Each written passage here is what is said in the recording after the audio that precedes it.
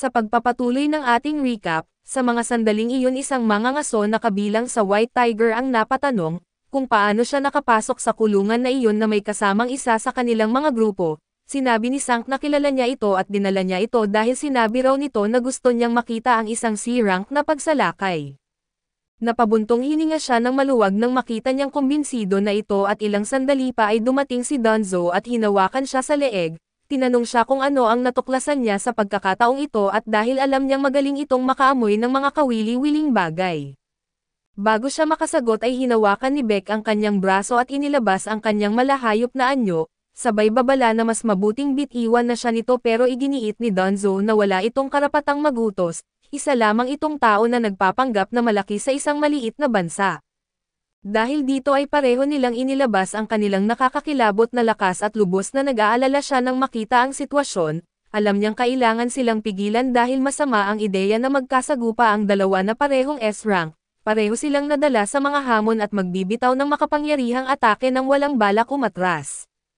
Samantala ay bumalik tayo kay Kim na habang nasa loob ng kagubatan ay naapektuhan ng lamig. Iniisip niya na kung makakahanap siya ng tamang kagamitan na baka magawa niyang makaligtas at sa puntong iyon, nakita niya ang mga patay na yelong oso sa lupa at napapaisip kung bakit wala pa siyang nakikita. Sandaling naisip niya kung ang E-rank na grupo ang may gawa nito pero agad niya itong tinanggihan dahil wala silang lakas para gawin iyon, napagtanto niyang ito ang mga yelong elfo kaya't agad siyang umalis dahil sa takot. Samantala ang sagupaan ni Beck at Donzo ay lumala at sa kabutihang palad ay pinigilan sila ni Jin, na nagpasalamat sa dalawa dahil pinigilan nila ang kanilang lakas sa huling sandali na kung hindi nila ginawa iyon, malamang na naputol ang kanyang mga braso. Pagkatapos binanggit niya kay Donzo na hindi niya alam kung ano ang kanyang pinaghihinalaan, pero maipapangako niya na inulit lamang ni Jinwo ang pagsusulit 2 buwan na ang nakalipas at walang duda na isa itong E-rank. Ipinaliwanag niya muli na ang kapatid ni Donzo ay namatay habang nagtatrabaho na nakipaglaban sa mga halimaw, at kinumpirma ito ng grupo ng tagapagbantay. Gayunpaman ay kumbinsido si Donzo na may mga butas sa investigasyon at sigurado siyang kasinungalingan iyon, naniniwala siyang ang pumatay sa kanyang kapatid ay ang lalaking iyon mula sa construction na si Jinho at ngayon, hinahabol niya ang mangangaso na si Jingo dahil nais niyang magkaroon ng dahilan upang pumatay muli. Sa sandaling iyon ay nakatanggap siya ng mensahe na nagpabago ng kanyang mood at matapos banggitin na napakaswerte ni Jinwo, umalis na siya ng walang imak at pagkalipas ng ilang oras ng paglalakad ng walang direksyon, sa wakas ay narating ni Kim ang lugar kung saan naruroon ang mga tao. Namangha siya sa nakita at komportable at mainit silang sinalubong at di niya maunawaan kung paano sila nakaligtas, napansin niya ang kanilang mga makakapal na jacket, kumot, tent at pagkain. Habang iniisip ito ay unti-unti niyang napagtanto ang mga bagay-bagay at lumapit siya sa kanila na galit, ipinaalam na ang buong koponan niya ay namatay dahil wala silang kagamitan o pagkain, tinanong niya sila kung sino ang nagtago sa lahat ng kagamitan at nagdala sa kanyang mga kasamahan sa tiyak na kamatayan. Pagkatapos nito ay inilabas niya ang kanyang espada at nagbabalak na pilitin silang magsabi ng totoo. Ngunit bago pa niya magawa ay dumating siya na hinahampas siya sa lupa gamit ang kanyang kamay at inihagis siya ng malayo, narinig mula sa malakas na boses na maaari na silang lumabas dahil kahit magtago sila, nalalantad pa rin ang kanilang mga aura. Ilang segundo lang ay lumitaw ang mga elfo ng yelo at nasa gitna nila ang kanilang pinuno, sinabi nito na totoo ang sinasabi ng kanyang mga tauhan na sa gitna ng lahat ng basura ay may isang kapakipakinabang at tinutukoy nito si Jinwo. Tinanong ng ating bida ang pinuno kung tinawag niya silang basura na ikinagulat ng leader ng elfo, hindi niya inakala na tunay ngang maiintindihan siya nito kaya tinanong niya si Jinwo kung marunong ba talaga itong magsalita ng wika ng mga halimaw. Labis na nagulat si Jinwo at inisip na marahil ito rin ay dulot ng sistema. Ang leader ng elfo na ang pangalan ay Barca ay natuwa na maaari silang magkaintindihan dahil makakatipid ito ng oras. Sinabi ni Barca na may isa sa kanyang mga tauhan na nais siyang harapin. Sa isang kisap mata ay lumapit si Jinwo sa tauhan ni Barca at pinugutan ito ng ulo at kasunod nito ay sinubukan niyang salakayin si Barca, ngunit hinarang nito ang kanyang atake at ipinaalala ni Barca kay Jinwo na hindi magiging madali ang labanan. Tinanong ni Barca kung ano ang ginagawa niya sa piling ng mga tao gayong hindi naman siya isa sa kanila, Sa kanyang reaksyon ay napagtanto ni Barca na hindi rin alam ni Jinwoo kung ano talaga siya, kaso narinig nilang lahat ang isang boses na paulit-ulit na nagsasabing patayin ang mga tao, pero hindi nila marinig ito sa presensya ni Jinwoo. Naisip niya na marahil ito ay mga utos ng sistema at walang epekto sa kanya dahil isa siyang manlalaro. Iginiit ni Barca na walang dahilan upang ipagpatuloy ang laban at inalok niyang hayaang maging ligtas si Jinwoo kapalit ng mga tao. Gayunpaman ay tumanggi si Jinwoo kaya't sinabi ni Barca na malinaw na dihado siya sa dami ng kalaban. Sa halip na matakot ay ngumiti si Jinwoo at ginamit ang kanyang kapangyarihan upang ilabas ang kanyang mga anino. Nagulat si Barca at inisip na ito rin ay bahagi ng sistema. Walang pasakalye ay inutusan ni Barca ang kanyang mga tauhan na umatake kaya't nagsimula ang isang direktang digmaan sa pagitan ng dalawang grupo. Napagpasyahan ng mga tao na tumakas dahil baka lalo lang silang makasagabal. Ngunit sinubukang barilin ng mga elfo ng yelo ang mga tumatakas. Nang may isa na magpapakawala ng palaso at biglang lumitaw si Jinwoo at nahuli ito sa ere na sabay winasak ang mga elfo na tila wala lang, habang nagpapatuloy ang labanan ay sinuri niya ang sitwasyon at bagaman tila hindi matatalo ang kanyang hukbo, alam niyang hindi magtatagal ang kanyang enerhiya. Hindi magtatagal ang laban at mas malakas pa rin ang pinuno kaysa kay Jinwoo na kahit makipaglaban si Igris sa kanya ay mahihirapan pa rin ito, kaya naman ay kailangan niya ng mas makapangyarihang paraan at sa sandaling iyon, nagpakilala ang dalawa at muling nagpalitan ng mga atake. Bagamat ipinakita ni Jinwoo ang kanyang galing sa galaw na malinaw na si Barca pa rin ang nakalalamang, nang magkalayo sila ay ginamit ni Jinwoo ang kanyang mga salamangkero upang magbagsak ng malaking bola ng apoy kay Barca. Madali itong naiwasan ni Barca ngunit nabigyan si Jinwoo ng kaunting oras. Sa pagkakataong iyon ay nagising si Kim at tumakbo papunta kay Jinwoo upang atakihin ito at ganun din ang ginawa ni Barca, kaya't ginamit ni Jinwoo si Igris upang maglabas ng kurtina ng nyebe na nagtatakip sa paningin ni Barca at sa parehong sandali, inutusan niya si Igris na patayin si Kim at ginawa niya itong isa sa kanyang mga anino.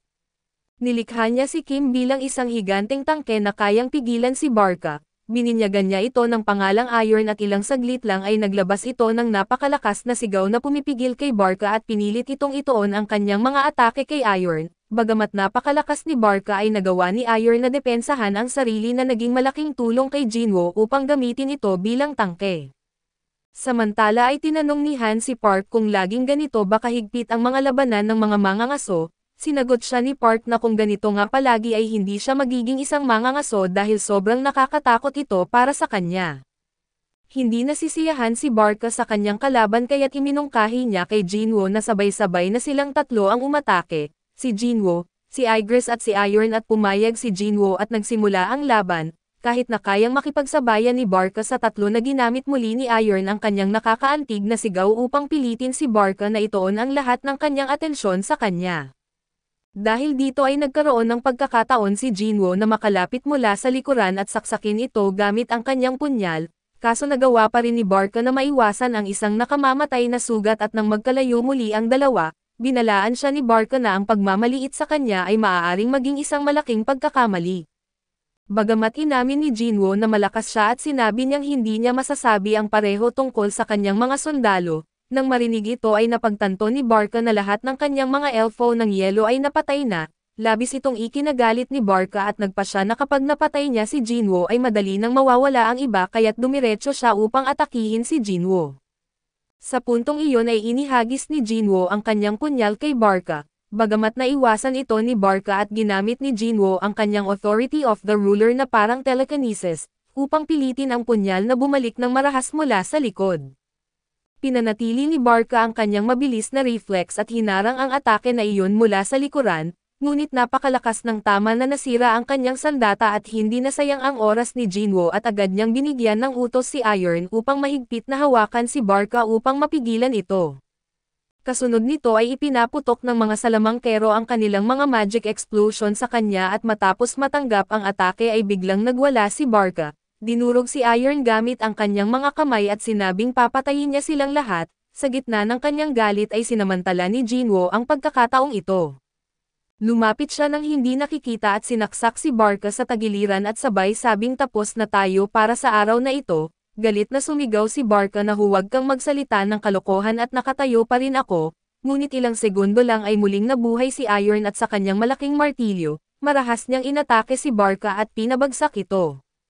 Pagkatapos ng laban ay natanggap ni Jinwoo ang kanyang mga gantimpala sa pagpatay sa pinuno, kaso napansin niyang patuloy na pinupukpok ni Iron ang katawan ni Barca at agad niya itong pinigilan at inutusan na kontrolin ang sarili. Habang umaalis ay medyo nabahala si Jinwoo sa paraan ng kilos ni Iron na tila walang sariling pagpipigil. Walang gaanong ideya si Jinwoo kung ano ang iniisip ni Igris kaya tumingin siya rito.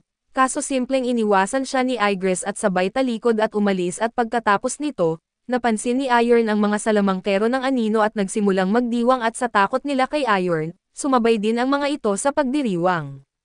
Bumalik si Jinwoo sa mga kasamahan niya upang ipaalam na tapos na ang lahat at labis ang kanilang ginhawa nang marinig ito. Sa sandaling iyon ay bumukas ang portal at tuwang-tuwa silang lahat dahil naligtas sila pero si Jinwoo bago umalis, muling tumingin sa katawan ni Barca dahil alam niyang may mahalaga siyang kailangang gawin bago magtapos ang lahat. Samantala ay bumalik tayo kay Beck na ipinaliwanag na sa loob ng portal ay lumipas na ang humigit kumulang 1 linggo, sinabihan siyang maaari na siyang umalis dahil ipapaalam naman sa kanya kung may mangyayari. Nagpasalamat si Beck ngunit tumanggi siyang umalis dahil ayaw pa niyang iwanan ang mga miyembro ng kanyang grupo na nasa loob pa. Nagpasya siyang maghintay hanggang mag-umaga at pagkatapos niyang sabihin ito, nakita nilang nagsimulang lumabas ang mga tao mula sa portal at labis itong ikinatuwa niya dahil alam niyang magtatagumpay si Kim. Nang makita ni Sang si Jinwoo na lumalabas na nagdiwang siya mag-isa dahil sigurado siyang makakaligtas ito.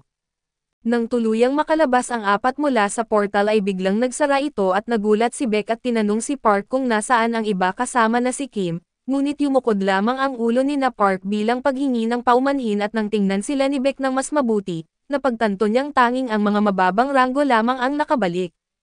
Hiniling ni Jinwoo kay Han na samahan siya pauwi kaso pinigilan siya ni Beck sa pamamagitan ng paghawak sa kanyang balikat dahil marami siyang gustong itanong. Sinabi ni Jinwoo na sobrang pagod na siya at maaari niyang itanong ang lahat ng gusto niya sa mga miyembro ng kanyang grupo.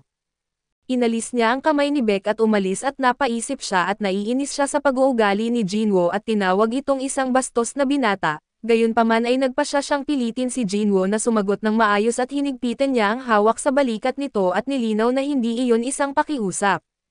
Ipinapaalala niya na 6 na miyembro ng kanyang grupo ang nawala ngayong araw at bilang pinuno ng kanilang grupo ay maraming tanong ang kailangan niyang sagutin, bagamat bahagyang umayon si Jinwoo ay pinaalalahanan niya si Beck na huwag kalimutan na siya ang nagligtas sa 2 pang miyembro. Kaya bilang pinuno ay dapat magpasalamat ito sa kanya at tiningnan niya si Beck ng matalim, dahilan upang si Beck ay mag-relax pagkalipas ng ilang segundo at humingi ng paumanhin si Beck at inamin ang kanyang pagkakamali. Sabay pasasalamat kay Jinwoo sa kanyang tulong. Matapos umalis si Jinwoo ay tinanong ni Beck si Park kung sino talaga ang taong iyon at naiinis siya sa mga taong sobrang malamig ang ugali. Naiintindihan naman ni Park ang nararamdaman niya at ipinaliwanag na nagbago ang ugali ni Jinwoo matapos talunin ang pinuno. Nang marinig ito ay sinabi ni Beck kay Sang na nais niyang makuha ang binatang iyon upang magtrabaho sa kanilang grupo. Kalaunan ay hinihatid ni Jinwoo si Han pauwi at ngayon ay tinatawag na siya ni Han bilang Jinwoo imbes na Zhang. Nagpasalamat ito sa kanya sa pagsama na mas magiliw kumpara sa dati at pagbalik ni Jinwoo sa kanyang bahay, napansin niyang ang tanging nakuha niya bilang gantimpala ay ang punyal ni Barca.